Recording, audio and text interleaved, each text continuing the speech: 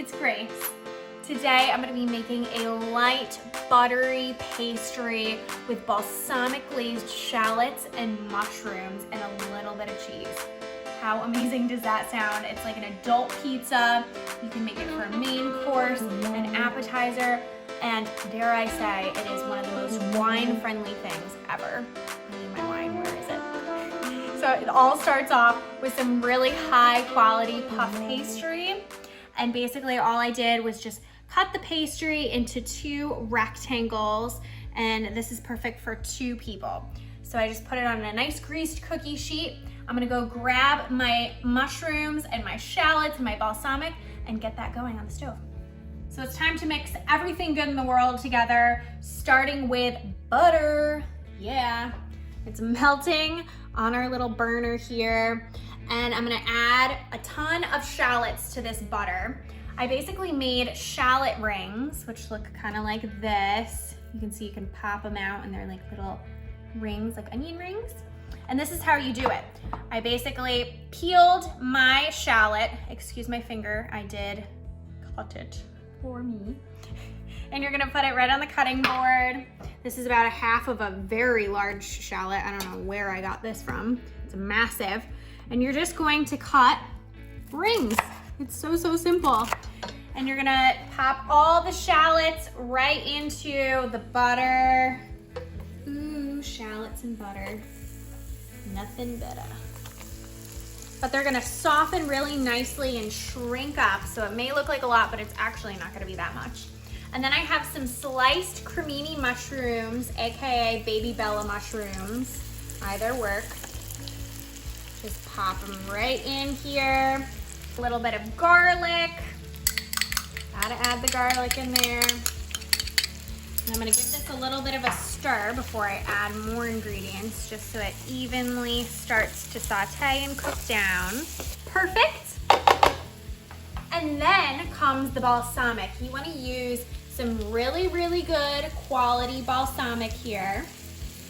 About 2 tablespoons. Oh, this is gonna reduce down into this glaze.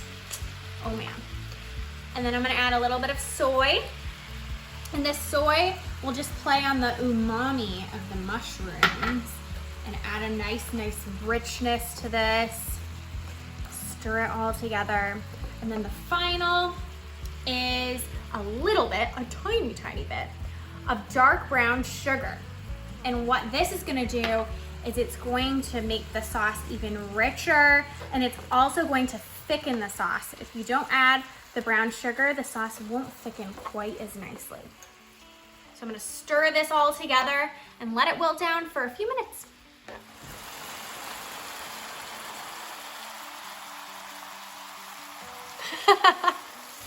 Our shallots and mushrooms are nice and caramelized. And it's time to add in a little bit of fresh thyme. I have a huge thing of thyme here. It's a little wild and unruly. And I'm gonna pinch off some fresh thyme leaves, just enough to perfume the shallots and the mushrooms, nothing crazy. And I'm gonna stir this right in, and then it'll be time to assemble. So I have my assembly station here. I have my puff pastry, I have my cheese, and I have my mushroom and shallot mixture and a little bit more fresh thyme. And it all starts with the cheese on the bottom because I like the cheese to melt a little bit.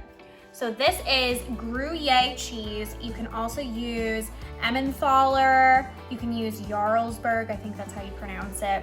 Those are like mild Swiss cheeses.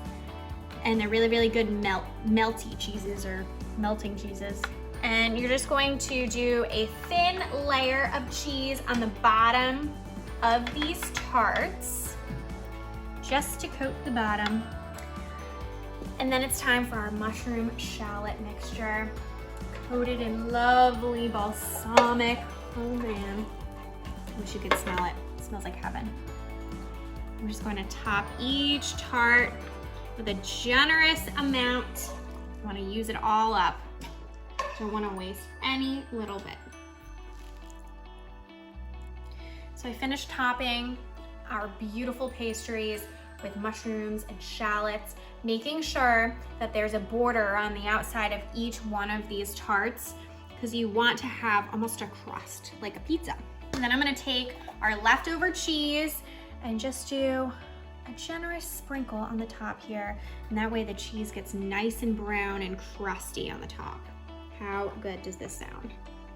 And then the final step is I'm just gonna add a little bit of fresh thyme on the top, just for a pop of green and a little pop of freshness. Okay, our pastries are ready for the oven. I set the oven at 375 and I'm gonna cook these for about 25 minutes until they're nice and golden brown on the edges. Look at this. Does it get any more delicious looking or drool worthy than this? I let these cool just a little bit out of the oven because they're actually a little bit better when they're not piping hot and they've set a little bit. And it is time for me to try. I've been just literally drooling over this and I cannot wait to take a big bite out of this one. I have my eye on this guy. I want to get to the filling. I'm gonna cut off this part and go right here. That's my piece. Okay.